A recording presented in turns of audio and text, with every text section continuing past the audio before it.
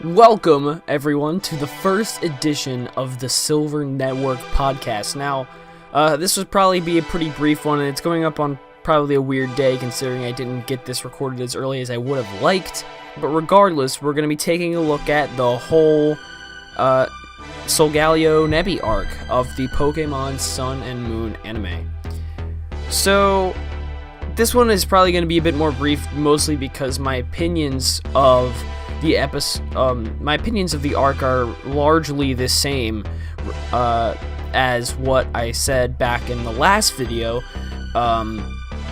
So nothing really changed. I still stand by everything I said there. I think that the development of Lillie has been really good. Even Gladion's part has made him seem like a bigger deal, made us more invested in him as viewers. But now we're going to be talking about the last few episodes, ending with the episode, I think it was 55, where Kukui and Burnett got married. So, it's just interesting. That doesn't really quite fit in to the arc as well as I would have liked it to. I mean, like, it's fine, but I just wish it kind of concluded it a bit more. But it just kind of felt like another, it did kind of feel like a big deal, but I wish, it just kind of tied things together a little bit more. But, there is still a lot of Sun and Moon left to go, to be fair. So, it isn't entirely necessary to make it feel like an actual conclusion, because, it's not the actual conclusion of Sun and Moon. But, anyway, we're going to be starting off with a few bad things. And now, I still stand by it. There's not really a lot of bad things about this arc. Really, my bad things are just little gripes and complaints that I have. Stuff that bothers me because I'm picky. So, the first thing I want to start off with is episode 53 and 54. A few things. I just wish Lillie had a little bit of a bigger part. And she did in episode 54 when Lusamine was finally rescued. Like, she did have the nice little thing where she kind of, spoke her true feelings out, and that kind of helped Lusamine, free herself from Nihilego. But I just wish she played a little bit more of a bigger part in that specific point, because up to the whole arc we've been spending building Lillie up as a character and developing her and revealing more about her personality. Just to kind of, there was a pretty predictable sequence where everyone was riding Solgaleo, and as more of Lusamine's Pokemon were released, people got off of Solgaleo to fight, like Lana, Sophocles, and Malo got off to fight the first batch of Lusamine's Pokemon, and then etc, etc. But Lillie nor Gladion actually made it to the top. Now, they kind of brought up, last-minute excuses for it, Gladion fought against Lusamine's Absol because it was his Umbreon's sparring partner, so it kind of meant something to him. And then Lillie dealt with Lusamine's Clefable because it was the Pokemon that she grew up with, which I guess, this stuff makes sense, and, and they looked back at it a lot throughout episode 53 and 54, especially Lillie's relationship with the Clefable.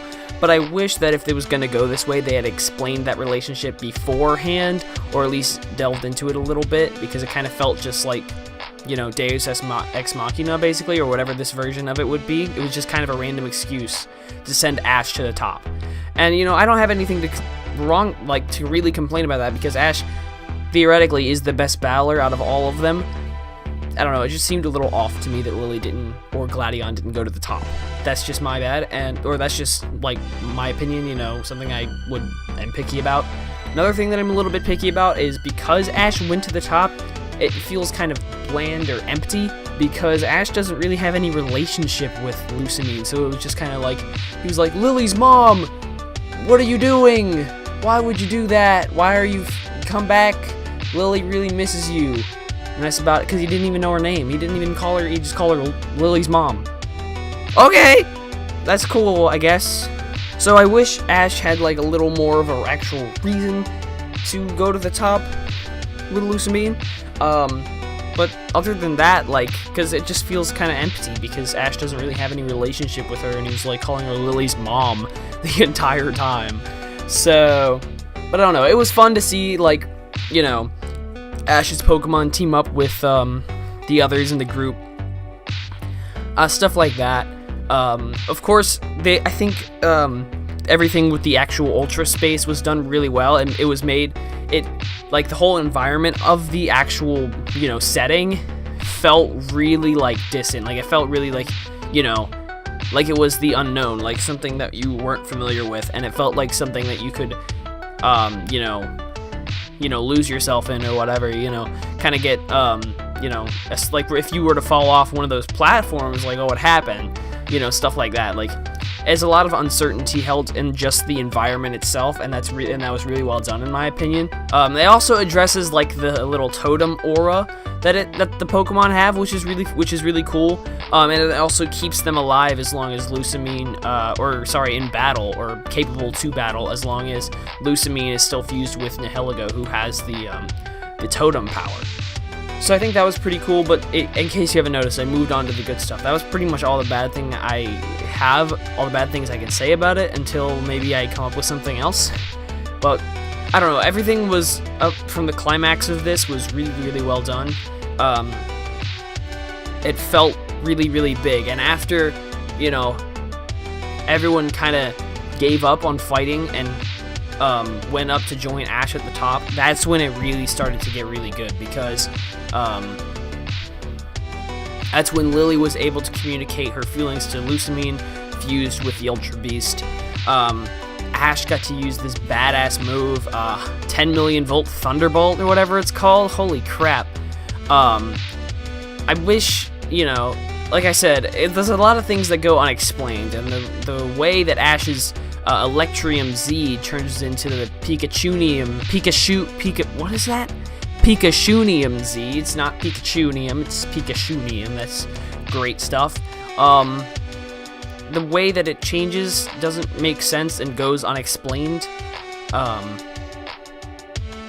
But it just happened. It came to Ash in a time of need, and then it was badass, because, like, it was, and I thought it was really, it's kind of cheesy, but I got a kick out of it, where, like, somehow Pikachu got a hold of Ash's hat and then kept it on for the Z move, because, that's the Pikachu specific Z crystal is obviously, an Ash thing. If not for Ash, Pikachu wouldn't be the mascot of the whole series.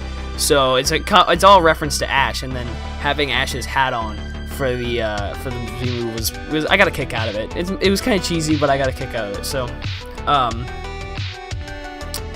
So it was really well done just to see Ash use the Z move and just show how, and it was almost like Ash pioneered the Z move as it was, like as it came out, because he was kind of like, so Thunderbolt in Japanese is 100,000 volts, so he's like, oh, let's use our power, 1,000,000 volts. No, that's not enough. 10 million, and it was just like, I don't know. I thought it was good because it shows that, like, Ash was like the one who came up with the move itself. I don't know. I thought that was cool. So that there's a lot of stuff that kind of goes unexplained, but I think that adds to the general mystery of the actual Ultra Beast, because it has the ability to, like, use the rocks or whatever in Ultra Space, which is kind of interesting. I don't know.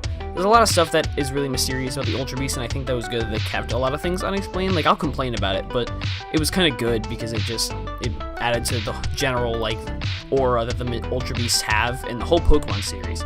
So I think it was really good. Ending off the last episode with another Lillie diary session was really well done. I wish they built up Kukui and Burnett's relationship a little bit more before they actually got married, because it kind of just happened because that was how it is in the games. But I'm not gonna complain. It was a really feel-good moment. It's good that actually happened, because I think it brought the other characters together, the main characters together in a positive way. So it was good. And very, very heartwarming ceremony as well. Really fun, enjoyable to watch. The only thing I have is, like, the only complaint is, like, the transition from 54 to 55 is a little on the nose just because it doesn't really make all that much sense. Storytelling wise, it just kind of, you went from, pretty much the end of like them just getting out of Ultra Space and now they're back at school, which I mean I guess kind of makes sense, but I wish there was a little bit more of a transition. So other than that, really good stuff, and I'm really interested to see at the very end, Lusamine and the rest of the Aether Foundation ask Ash and the rest of them to join the task force called the Ultra Guardians, which is really interesting. So I hope that actually does play in, and knowing the Sun and Moon writers, it will play in later. I just really hope that it actually does get brought up at a later time and they are called to action by Lusamine, because I think that'd be really awesome. So, and I hope it's multiple times as well, because I think, because you know how Sun and Moon post-game you have the different tasks from Looker and Annabelle. Really interesting to see Annabelle again, since she was a Frontier Brain last time. I thought that was awesome, by the way, just figured I'd mention that. You go and see all the different Ultra Beasts, and it would be cool if, tasks regarding the different Ultra Beasts were kind of spread out in the rest of the Sun and Moon anime. I think that'd be really awesome. Just have the whole group go and search for the Ultra Beast. I think that'd be awesome. So, hopefully that's the case. I don't want it, and I want it to be like a, a 1 or 2 episode thing, so I don't want it to be just like a one-off thing that happens, or like they go and fight multiple in the same episode. I want it to be like a whole episode dedicated to it, or 2, to each Ultra Beast. I think that'd be awesome. So anyway, that's pretty much it. Really good development with Lillie, really good conclusion, and now you know pretty much everything you need to know about her character. Gladion is great. Gladion has accepted the Island Challenge, which is really cool. So I can't wait to see Gladion get stronger as well. We know a lot about Gladion now as well. So really, overall, I think it's just a good it was a good ending to the arc, and it was just really heartwarming to see that Solgaleo had returned to the wild. So that's about it. Nothing much. So hopefully I'll see you guys on Tuesday for the real first episode, or the second episode, I guess, of the Silver Network podcast. Thanks for listening. This is really fun. So hopefully I will see you all later. Love this arc. Love this show. Just everything about this arc was super well done. So hopefully they continue this throughout the rest of the series.